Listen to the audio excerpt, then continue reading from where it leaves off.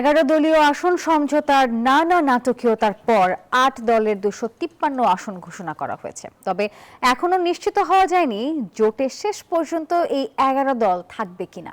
বৃহস্পতিবার রাজধানীর কাকরাইলে সংবাদ সম্মেলন করার পরে এই আসন সংখ্যা ঘোষণা করে জামাত ইসলামীর নায়েবে আমির সৈয়দ আব্দুল্লাহ মোহাম্মদ তাহের। তবে এই সংবাদ সম্মেলনের আসেনি ইসলামী আন্দোলন। 253 আসনের মধ্যে জামাতে ইসলামী 179, NCP 30, Bangladesh Khelafat Majlis 20, AB party 3, LDP 7, Nizam-e ইসলাম 2 এবং বিডিপি 2 আসন পায়। সংবাদ সম্মেলনে বক্তারা বলেন, খুন, দুর্নীতি, চাঁদাবাজির রাজনীতি তারা আর দেখতে চান না। নতুন বাংলাদেশ গড়তে তাদের এই আয়োজন।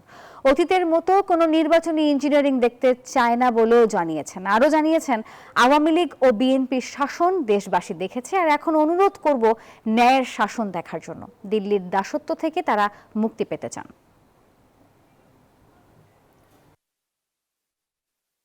সকল সাংবাদিক বন্ধুগণকে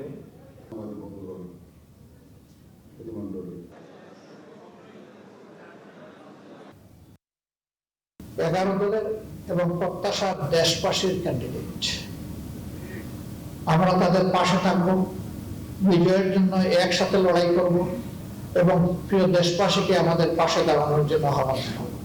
আমরা যারা আজকে মঞ্চে এখানে উপস্থিত হয়েছি, আমাদের পক্ষে রায় দিয়ে এই দেশের সেবা করার জন্য সুযোগ দেবেন।